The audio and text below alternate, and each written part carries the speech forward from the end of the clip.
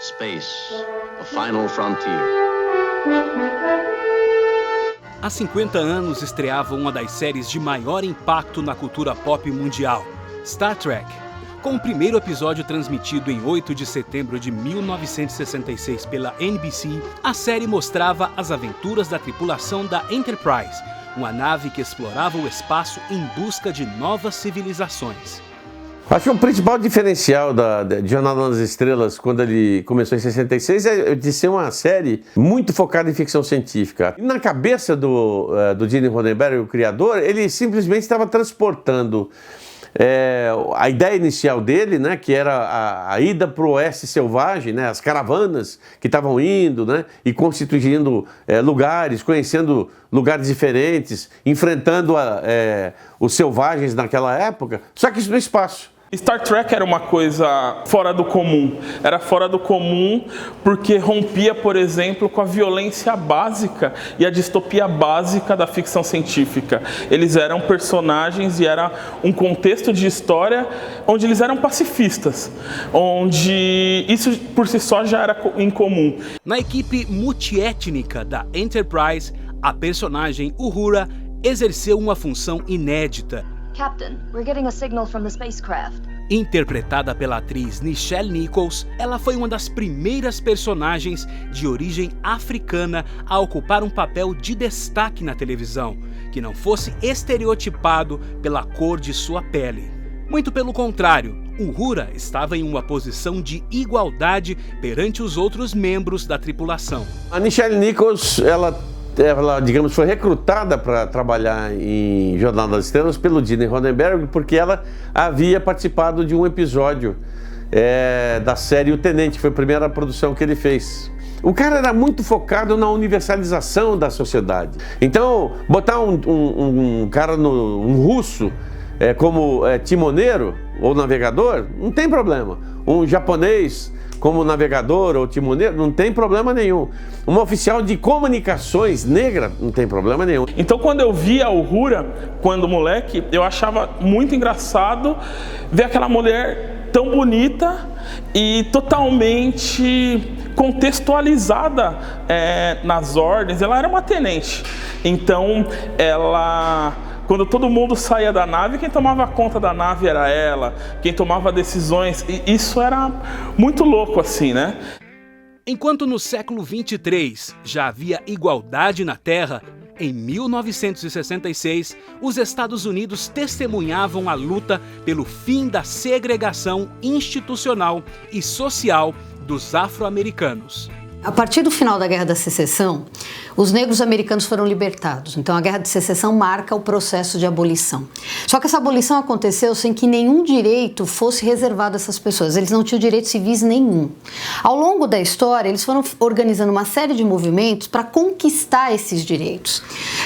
Um dos mais famosos momentos dessa situação foi exatamente o que aconteceu com a Rosa Parks.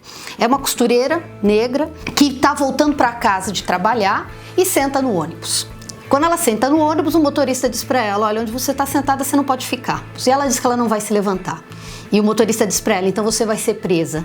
Então ela responde para ele: chame a polícia, eu vou ser presa.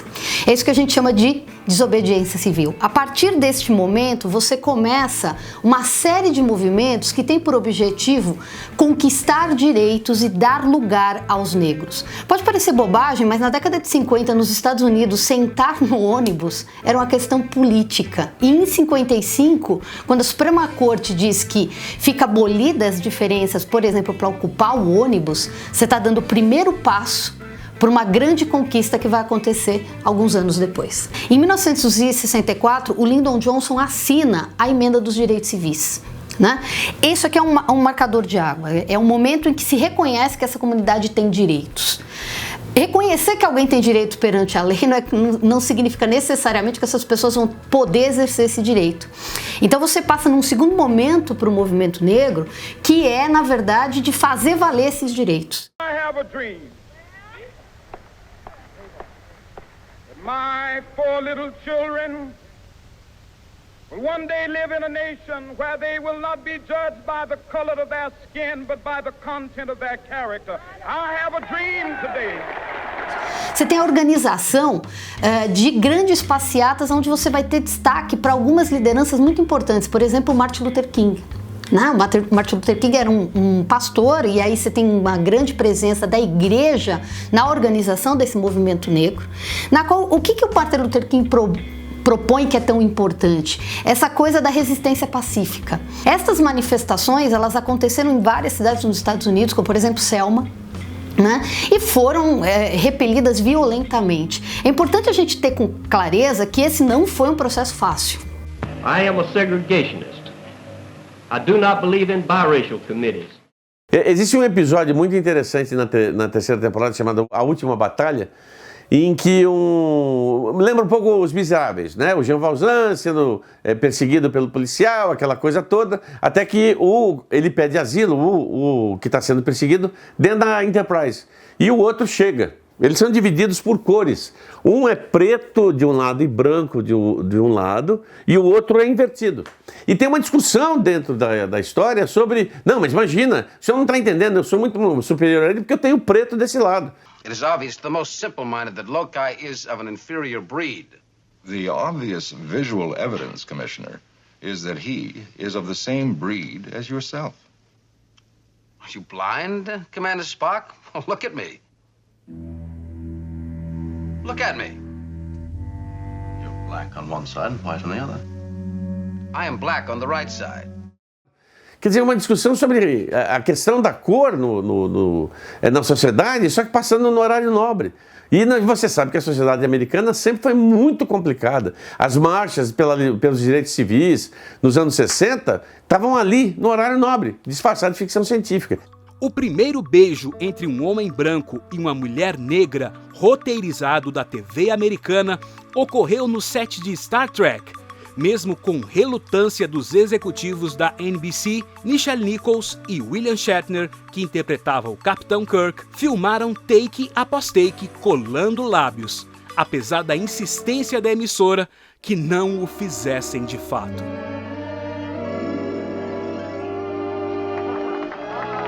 Então você tinha, nesse momento, na década de 50, 60, nos Estados Unidos, pelo menos 24 estados que tinham legislações específicas proibindo casamento interracial.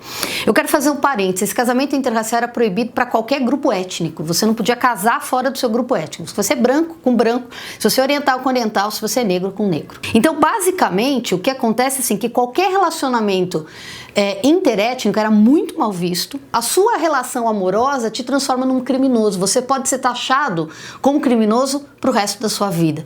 E mesmo em locais onde isso não estava colocado na lei, as formas de discriminação eram constantes, né?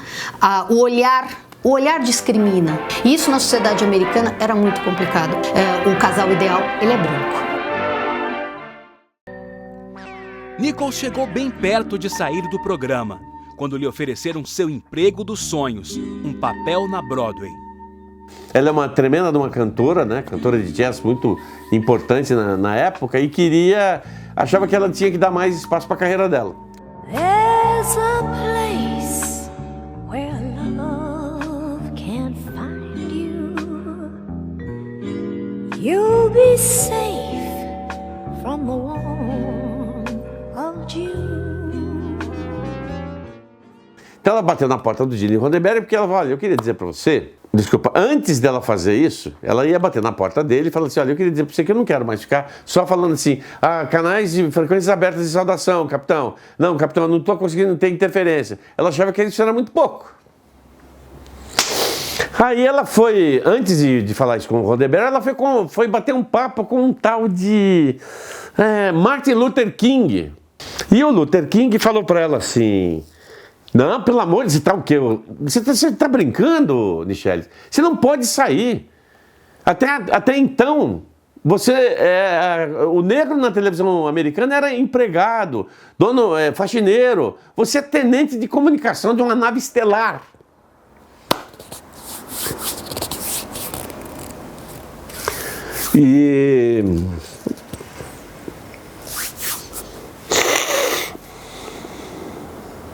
Ou seja, ela tinha uma parte importante na história do negro americano na televisão. E ela cumpriu direitinho. Ou seja, não só por causa do beijo interracial, mas por causa da postura dela de mulher e de afro-americana, afrodescendente, negra, né?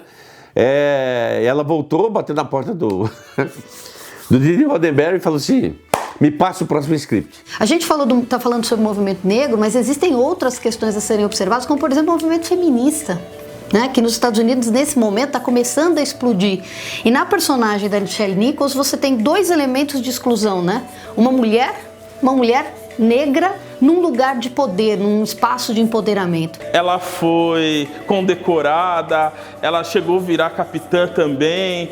Houve um dos programas da NASA, ela virou jovens negros, 3 negros viraram astronautas por causa dela. E aí eu paro para pensar o quão pequeno, para mim, o quanto mudou minha vida ver a Nichelle Nichols em todo esse contexto, mas o quanto mudou a vida efetivamente de outras pessoas. Tipo, 3 negros são astronautas por causa dela.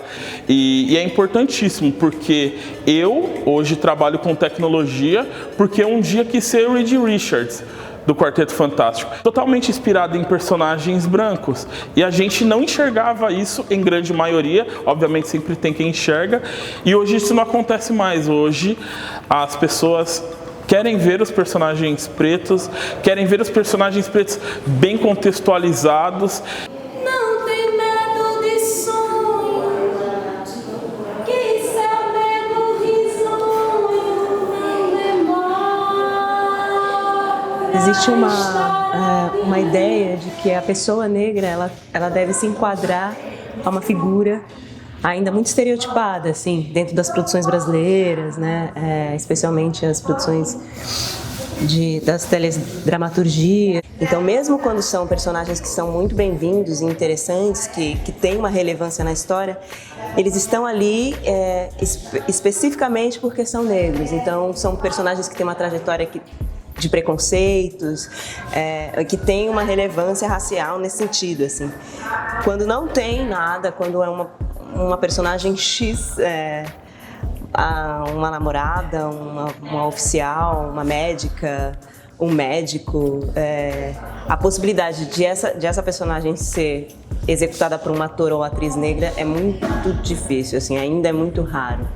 O primeiro livro que eu li foi do Arthur C. Clarke, eu li Asimov, eu leio ficção científica desde sempre, o Ray Bradbury, e é engraçado porque hoje eu tenho senso crítico e problematizo toda essa questão de ter ou não ter personagens negros caracterizados nas histórias e em que condição eles estão caracterizados. Mas quando eu era adolescente, quando eu era criança, a gente vivia uma época onde essa informação ainda não existia da forma que é vista hoje. Acho que timidamente ainda, mas existe um avanço nessas figuras. Hoje é possível ver um mínimo de população negra em todos os lugares da mídia.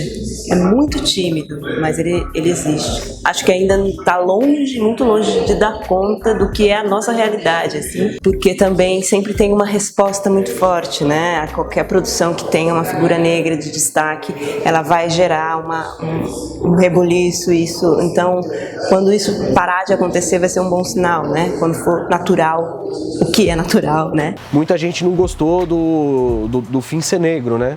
E tanto é que o boneco dele é o que mais encalha nas prateleiras, né? Não é à toa, mas é o que eu acho bobagem, né?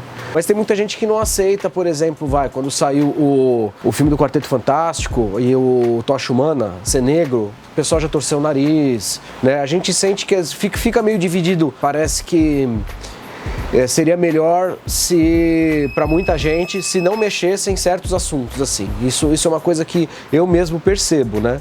Eu vejo os adolescentes e mesmo esse pessoal aí de 20 anos, 20 e poucos anos, eles não deixam mais passar isso.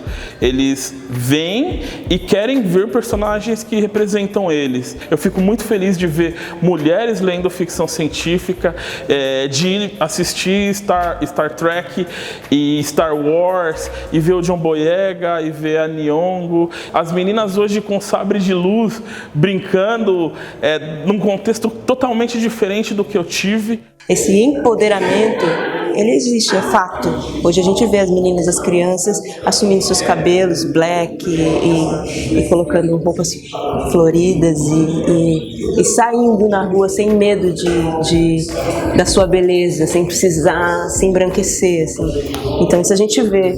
Hoje, pensando no advento da internet, é muito fácil que pessoas comuns tenham voz e comecem a criticar o whitewash, que é essa coisa de você ressignificar etnia e a cor de um personagem. Porém, mesmo assim, ainda continua acontecendo, porque historicamente é algo que acontece. E essa prática ela é muito nociva para a autoestima, porque as pessoas de pele preta deixam a se enxergar e mais do que isso, porque quando a gente entende, a gente pensa em racismo, a gente sempre pensa naquele momento final, a gente sempre vê o punch, né, o soco, que é a hora que alguém te chama de macaco, que é a hora que alguém taca a banana, e isso é a ponta do iceberg. As pessoas pretas não querem estar no filme em qualquer condição, elas querem estar nas condições de ser humano, na condição que ela tem cultural, nas condições que ela tem étnica, todo o passado dela quer ser representado definitivamente. Então não adianta pegar um Capitão América branco e botar ele preto. As histórias têm que fazer sentido e tem que fazer sentido de acordo com a nossa história. A menina negra que se vê na Nichelle Nichols, ela vai perceber o pós. Se ela está lá num futuro, mesmo que esse futuro seja longe, quem sabe se cotidianamente eu não fizer um pedaço, eu não vou favorecer que outras meninas negras cheguem no lugar de poder da Uhura. A opção por manter o elenco multicultural e diverso ganhou ainda mais força em outras séries da franquia. Quando você analisa assim, a história de Jornada nas Estrelas e o legado dessa criação do Gene Roddenberry, ele foi muito ousado, né? Na nova geração, com 7 temporadas, que tem um francês, né? Um descendente francês como capitão, tem um androide na ponte de comando, tem um Klingon na ponte de comando como chefe de segurança. Aí cria-se o primeiro spin-off, que é o DS9, né, o Deep Space Nine, em que o comandante é um negro, que é o Avery Brooks. Felizmente ele foi recrutado para ser o comandante Cisco em Deep Space Nine. Depois colocou uma mulher na ponte de comando em Voyager. Star Trek é uma série conhecida por falar de um futuro brilhante, de um momento onde o que é diferença não vai virar desigualdade, onde ser diferente tá no cotidiano. Então, desde o começo já é uma franquia que ela estabelece algumas quebras de preconceito, né? E isso é muito legal. Por exemplo, no caso do Star Wars, eu não sinto a mesma coisa. Talvez todo o senso crítico que hoje eu tenho, que só hoje eu redescubro, venha por ter visto uma personagem tão forte, venha por ter visto um papel tão bem elaborado, uma mulher tão segura, uma entrevista segura, com uma história de vida maravilhosa. Então, tudo isso que a gente fala hoje de Jornada nas Estrelas não é só de cultura pop, é de cultura, de economia, de desenvolvimento de relações melhores, de uma possível, e não uma utopia, uma possível, sabe, entrelaçamento dos povos, onde você não precisa esquentar mais a cabeça com dinheiro, você pode ter o seu culto religioso sem crise, você pode casar um muçulmano com um judeu sem crise. Sabe? Você pode fazer o que você quiser nesse futuro. Ela fala de um mundo melhor. E fala do mundo melhor no momento em que esse mundo ele era claramente segmentado. Não importa se elas são negras, como é o caso da personagem da Uhura, não importa se elas são japonesas, como é o caso do Sulu, ou russos, como é o caso do Chekhov. Quer dizer, são pessoas que vivem e convivem em tranquilidade. E é para isso que eu acho que eu particularmente gostaria de ver meus descendentes rumando. Um futuro mais Jornada nas Estrelas e menos, muito menos, sei lá, o que a gente vive hoje. Além de aliens e impérios intergalácticos, Nichelle Nichols, o elenco de Star Trek e seus roteiristas enfrentaram o racismo. Excuse me, Captain Kirk. Yes, sir. Mr. Scott. What a charming negress. Oh, forgive me, my dear. I know that in my time some use that term as a description of property. But why should I object to that term, sir? You see, in our century, we've learned not to fear words. Para eles, o espaço não foi a fronteira final, e eles foram corajosamente onde nenhum programa foi antes.